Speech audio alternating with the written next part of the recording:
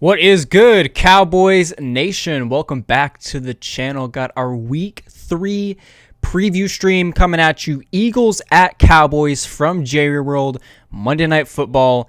Yet another chapter in this historic rivalry between Dallas and Philadelphia. Like I said, we're going to preview it all here today.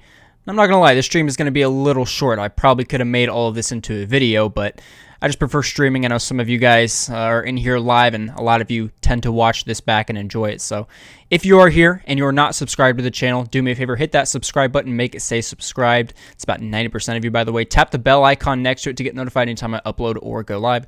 Drop a like on the video, the stream, however you're watching this, and then either come hang out in my chat or leave a comment down below your predictions for, like I said, this Cowboys Monday Night Football matchup with the division rival Philadelphia Eagles. Now let me know down in the comments below, or in my chat, if I should go to this game. I'm somewhere in between going and not going. If I go, it'll be cool, but then I have to spend $40 on the ticket and then $20 to park, and then I have to walk like a mile and a half to the stadium, and I have to get there super early because it's standing room. I'm not spending all that money on a real seat. So let me know. I'm somewhere I'm like stuck in the middle. Also, the beard, it's coming back. All right, big mistake shaving the beard. I'll be the first to admit it. Give it like a week, and we'll be right where we were last week. And then one more thing. I know I'm taking forever to get to the preview. I do apologize. I promised daily uploads this week. I missed Thursday and Friday. I had some personal stuff going on. But next week we should be back in the swing of things, uploading every single day. So you guys make sure you check out the channel. And thank you so much for all the support on the Micah Parsons and DeMonte KZ videos. Saw a lot of likes and views and everything on those videos, and I do appreciate it very much. All right, let's get into this preview. Philadelphia Eagles coming to Dallas. Both teams 1-1. In just over 48 hours, one of these teams will be 2-1. The other will be 1-2. One will be over, and one will be under 500. As far as the injuries for the Cowboys, and I can only confirm these to be true because the Eagles haven't released their official injury report for the game yet. We have Dorrance Armstrong dealing with an ankle injury. He was declared out for this game. I want to say yesterday. Carlos Watkins dealing with a knee. He's also out. Ty Nsekhe still battling that heat exhaustion he suffered, I believe, last week. He is considered out for Monday. Keanu Neal and Bradley Anae, both those guys were added to the COVID IR, so they're both going to be unavailable. And then Donovan Wilson dealing with a groin injury is doubtful for Monday night. Now, Donovan will compete in the team's, I believe it was walkthrough today. If he practices tomorrow, he will be ready to go, but there's not a good chance. He's probably going to end up missing his second week in a row. As you guys know, he was not active for Sunday's win over the Chargers. So those are all your injuries for Dallas. Obviously, we're without DeMarcus Lawrence. He's out for a couple months. Kelvin Joseph, not quite ready yet. Neither is Neville Gallimore. Those guys will probably be ready come next week against, I believe, Carolina. So excited to have them back. All right, let's get into the keys to the game. I only have 3. Like I said, I could have probably made this into a video, but I do prefer streaming. It's just, my thing. So let's start with containing Jalen Hurts, which is probably the biggest key for the Cowboys, not only as a whole, or not just on defense, but as a whole, I should say. You're going to want a QB contain, especially with Micah Parsons. They're going to have him coming off the edge, they said. His closing speed is some of the best closing speed I've seen in the time I've actively been watching football. I wasn't around for Lawrence Taylor, obviously. He's way before my time, but I'm hearing a lot of these old heads compare Micah Parsons to Lawrence Taylor, and I've seen some Lawrence Taylor highlights. He has some damn good closing speed. Micah Parsons is what a lot of people consider to be a poor man's Lawrence Taylor early on in his career. So QB containing Jalen Hurts, considering he's a dual threat quarterback. Now, he's not, Lamar Jackson or anything, but he can move and he can get active on you. To have the QB contained with Micah coming off the edge wouldn't, in my opinion, be the worst thing. Now, I know a lot of people want to have CJ Goodwin out there. I was on team CJ Goodwin earlier this week before I did my research. I may still be on team CJ Goodwin as far as being the spy. But I don't know. You guys let me know who you want to see as the spy down in the comments below. You can also have Micah Parsons just spying the quarterback, not off the line. You could have even Jaron Kearse. I like Jaron Kearse's speed. I like how active he was in Sunday's win over the Chargers. I feel like he'd be a great spy for Jalen Hurts. Someone I would not like to see spy Jalen Hurts, who's been a spy in the past, is Jalen Smith. Lots of Jalen's going on right now. Jalen Smith regression. It's bad. The regression, especially with his speed, is Not something you like to see in today's NFL, where the two biggest things you need to be successful on defense are physicality and speed. I don't think Jalen Smith can keep up with Jalen Hurts. I don't want him out there spying him. I'd much rather have Jalen Smith in coverage on the tight end or the running back Miles Sanders. Same can be said for Leighton Vander Esch. I don't think LVE is quick enough. If Keanu Neal wasn't dealing with COVID, he'd probably be my pick to be the quarterback spy over Micah Parsons, just because I feel like you can better utilize Micah Parsons in coverage and off the edge. But at the end of the day, whoever the Cowboys use to spy, I feel like I'm going to be cool with, as long as it's not Jalen Smith or Leighton Vander Esch. Also, you don't need to spy on every down. A lot of people are worried about this, and I know I sound worried about it because I'm talking about it a lot. But at the end of the day, like I said, Jalen Hurts is not Lamar Jackson. He's not Michael Vick. You don't need to spy him on every down. There's going to be times where he is forced to throw it. It's going to be a second and long, a third and long, or probably like a third and long. You probably might want to have a spy on second and long. But like third and long situations, he's going to be forced to throw it. So you don't necessarily need to have a spy every single down, if you get what I'm saying. Second key to the game, it's going to be on defense. This is primarily a defensive game under the microscope for me. I feel like we all kind of know what to expect of the offense, so I'm really looking into the defense here. I want to see more zone from Dan Quinn than we've seen in the first two games. Also, would love to see him send the house, mix that in, some zone blitzes here and there. I do not want to see Dan Quinn draw up man-to-man with our corners. All right, the Philadelphia Eagles, in my opinion, not the best team in the NFL. They're towards the bottom half, but I think they're the best of the worst teams, if you get what I'm saying. They have a very underrated receiver core that, give it a few years, and they're going to, in my opinion, be right up there with some of the top dogs in the league. You got Jalen Reagor, had a bad season last year. It was 2020. I don't really count 2020 for a lot of guys that had bad seasons. It was a weird year. He's showing a lot of promise. He's Jalen Hurts' second favorite target in that offense.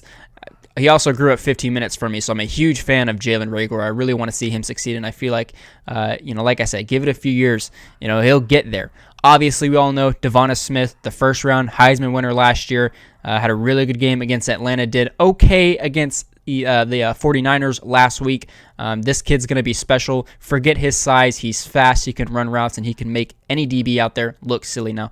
I don't have so much worry knowing that he's going to be up against Trayvon Diggs, and Trayvon Diggs just showed us a lot in these past 2 weeks, so I don't feel like Devon will be much of a factor or much of a concern, I should say, knowing that Trayvon is probably lined up opposite of him. But what I am concerned for, if they come out in man, is likely Anthony Brown on Quez Watkins. Now, Quez Watkins is a name you guys probably aren't very familiar with, all right? Undrafted free agent, had a really, really good preseason. I'm talking good enough to where I picked him up in fantasy before the year started. And when I pick up a guy in fantasy before the year starts, especially when it's undrafted, I believe in him. Quez Watkins, a lot of people, giving the stereotypical, the next Tyreek Hill. Look, here's the deal. Quez Watkins is going to need time to develop. He is not a route runner yet. He is a blow-by guy, more like a John Ross, if you guys remember him. I don't even know if he plays for a team right now. I think he got released by New York at the beginning of the year. But Quez Watkins, if he's on Anthony Brown, which is the likely scenario, that's not going to be good. Because Anthony Brown, in the first 2 weeks of the year, we've seen get tripped up, fall behind, get beat off the line, dude just running straight. We saw it with Antonio Brown especially, where the play where DeMonte Casey forgot to, I guess, help or something, whatever. I don't know what was going on there, but you guys know what I'm talking about. Now, Anthony Brown on Sunday against Los Angeles, he did make some plays, but, for the most part, we saw him get beat. And Quez Watkins is probably going to surprise a lot of you if, like I said, they come out man-to-man with Anthony Brown. So I want to see more zone. Also because you have to test Jalen Hurts. Can he really pick apart this Dan Quinn defense? A lot of people aren't giving enough credit to Dan Quinn for what he's done with the Cowboys secondary, which wasn't that far behind the run defense last year. We all know how bad the run defense was. 31st in yards allowed on the ground. So let's see if Jalen Hurts, let's put him to the test. I like Jalen Hurts. I'm a big fan of Jalen Hurts. I hope he has a very successful NFL career, but let's not get it twisted. Jalen Hurts is not Justin Herbert, all right? He's definitely not Tom Brady. This kid has been in the league for, this is his second year. He didn't consistently start till later in the year last year. This is his first full offseason as technically the starter, even though he wasn't really named the starter heading into the season. So let's see if his long experience in college and experience starting towards the end of the year. He's a very smart football player. I'm not going to take that away from him. He is, genius. I'm a huge fan of Jalen Hurts. I really like the guy, but let's test him. Put him against that Dan Quinn cover 3 that made Dan Quinn famous. Let's see if he can really pick it apart. Also, you have to consider the Cowboys have 6, really 7 takeaways. This should be 7 because of J. Ron Curse's pass interference call.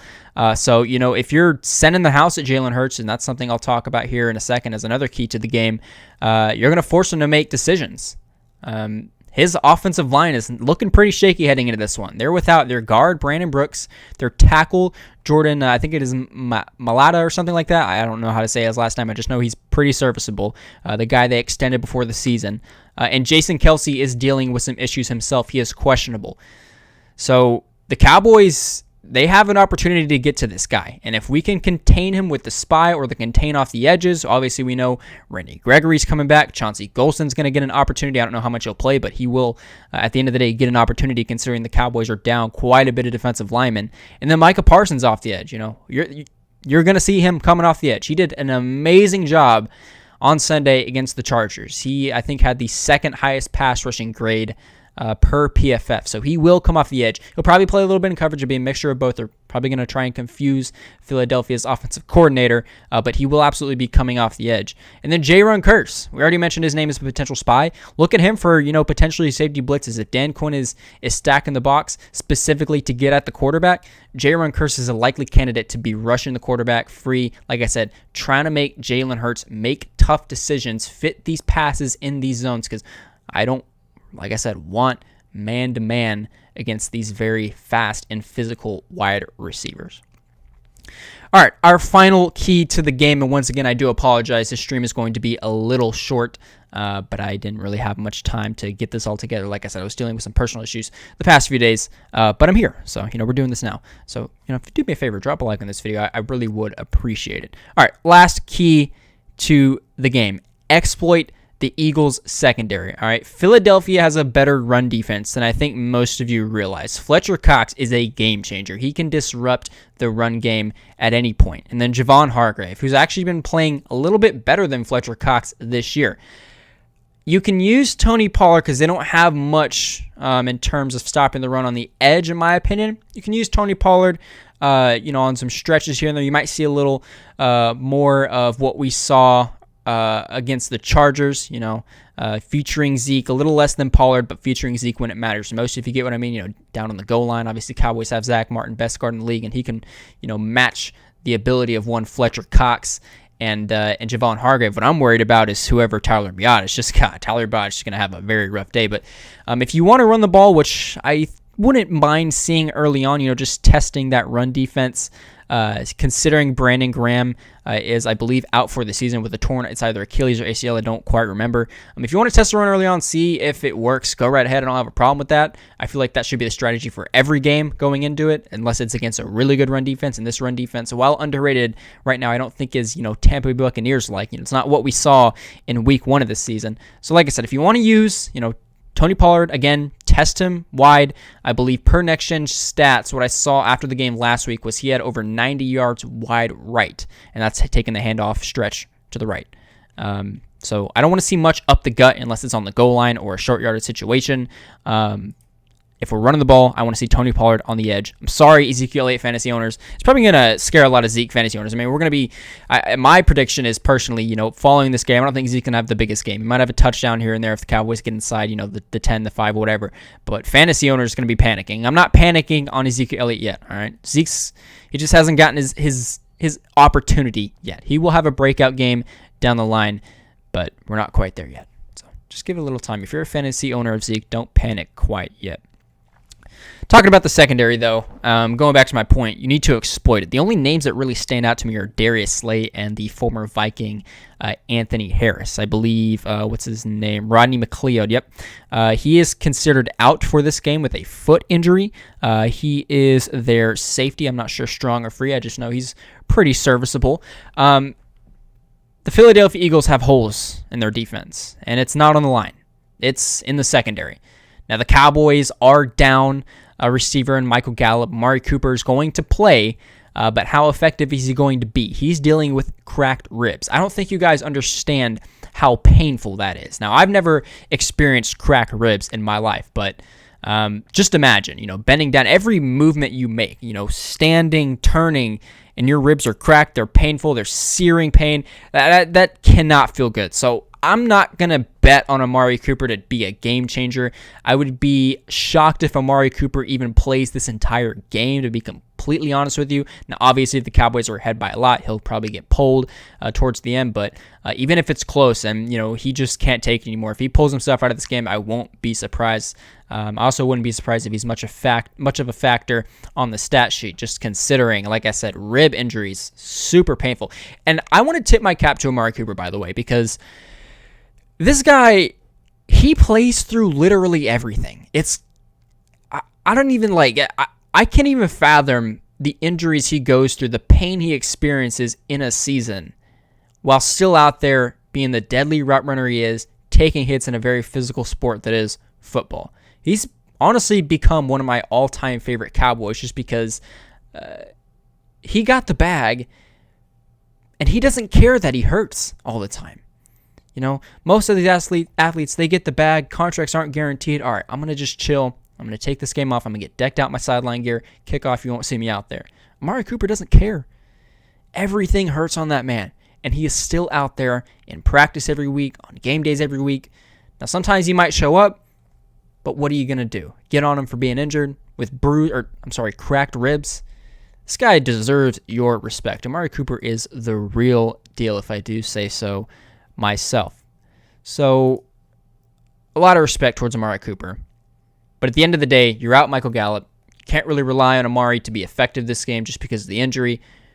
Your number one option is CeeDee Lamb, and he is not bad by any stretch of the imagination, but I'm interested to see how the defense is going to attack that situation, right?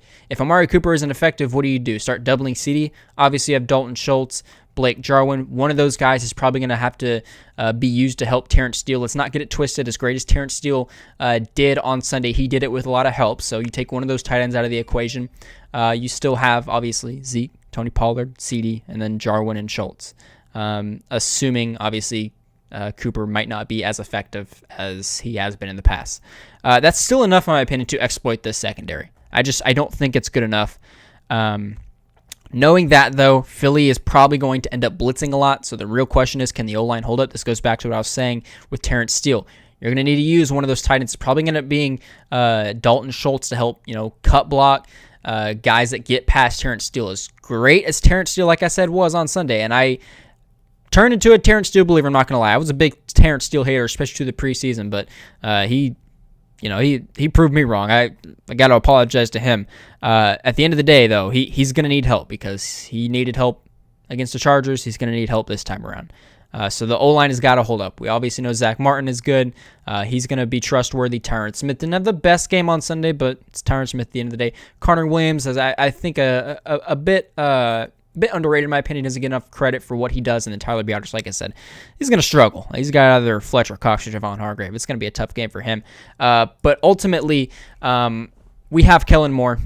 He'll dial something up. I love the coordinators we have on both sides of the ball, both Dan and Kellen. And Kellen actually had a quote earlier in the week just basically saying we need to attack what the defense gives us. Now, that's pretty much what Kellen's been doing this entire year. You look at week 1 against Tampa Bay. Good run defense, good pass rush. Cowboys without Zach Martin. They somehow find a way to get it done with Ezekiel Elliott as a blocker out there. By the way, you could use Ezekiel Elliott as a blocker in this game if Terrence Steele isn't holding up, or you want to use Dalton Schultz in the passing game. Maybe the run game isn't working. Replace that chip blocker. That replaced Dalton Schultz with Ezekiel Elliott. He's proved that he could do it in week 1. And then in week 2, finding ways to stop Joey Bosa, attacking Derwin James, Nasir Adderley. Kellen Moore has done an exceptional job. Everyone kind of views the Cowboys as a pass it deep, go long, mid to deep passing attack. And in these first 2 games, Kellen Moore has kept it short and sweet, and it has worked. Now, maybe there were some concerns on Sunday against Los Angeles. Didn't see the offense really get going past the first quarter, or maybe the second quarter. I don't quite remember when they last scored their second and final touchdown of that game. And the red zone offense is a little bit questionable as well. So that's something we're going to have to we're going to have to talk about, I'm sure, a little bit, considering how good the interior of this line is when we do our reaction probably on Tuesday. But so far, I got to give Kellen Moore credit, man. He has done a great job adapting to the really good defenses the Cowboys have played thus far in 2021. And not that Philadelphia is good. I feel like they're a little subpar. Maybe a bit underrated, especially because of, like I was talking about, the guys they got on the defensive line. But I'm excited to see how he attacks this defense, considering he's down Michael Gallup. Probably going to be somewhat down Amari Cooper. Like I said, not going to be as effective with that cracked rib. I'm not hating. I'm just saying it's painful, guys. You got to realize that's not something you go out there and don't feel. So I'm thinking the worst. Trying to not get my hopes too high. Ultimately, though, to wrap this up, game prediction, final score. I'm gonna go Cowboys in this one. I want to say it's going to be a shootout, but I feel like it'd only be a shootout if the Cowboys were healthy all around. Maybe down one or two guys. Then there's a little bit of a pass, but they're down quite a bit. So I'm not gonna say it's necessarily gonna be close. I'm gonna go 10-point game. I'm gonna go let's go 34-24. Let's go 34-24 Dallas in this one. If they do shock me and it is a blowout, like I said, Coop, he's out of the game in the second half or fourth quarter. Cooper rushes in at quarterback. So it could go either way. I don't know. But I'm going to say 10-point game, close game, 34-24 Cowboys. They walk out of AT&T with a dub. Like I said, 2-1. Eagles will be 1-2. We got Carolina, then New York, and I believe New England, and then the bye, and then Minnesota, and then Denver, another team, and then Kansas City the rest of the way out. So this will be a good win heading into the middle of the season if they can pull it out. It's going to, be Monday Night Football, Jerry World, first game at home for the Cowboys in front of a capped out capacity. So I feel like the energy will be there. Cowboys are probably going to feed off. The defense loves feeding off energy, by the way. Every defense in the NFL. Home game, home field advantage for defense is big. And like I said, Cowboys technically have 6, really 7 through 2 games, 7 takeaways, and they lead the league in that category. So I'm excited to see how the defense performs against this Philadelphia offense, which is still young and learning. All right, that's about everything I got for you guys today. Like I said, not sure if I'm going to the game. If I do, I may or may not vlog. I don't know. Vlogging's kind of weird. I tried vlogging that week 1 game. I put out the best I got, and hopefully you guys enjoyed. If you haven't seen that video already, be sure to go check it out. Vlog, Cowboys, Buccaneers. I was at Tampa Bay. I posted it about, I want to say, closer to 2 weeks ago. So if you haven't seen that video, go check it out. Also, drop a like on this video and, leave a comment down below your thoughts on my predictions and tell me your predictions. Let's have a debate down there. But always remember to be respectful in the comments. If you say something negative towards me or towards anyone, I will delete your comment. I'm sorry. It's my comment section. Those are the rules. All right, like I said, that's about everything I got for you guys. If you enjoyed, don't forget to drop a like, leave a comment, and subscribe. And I will see you guys for the reaction video, likely on Tuesday. Monkey.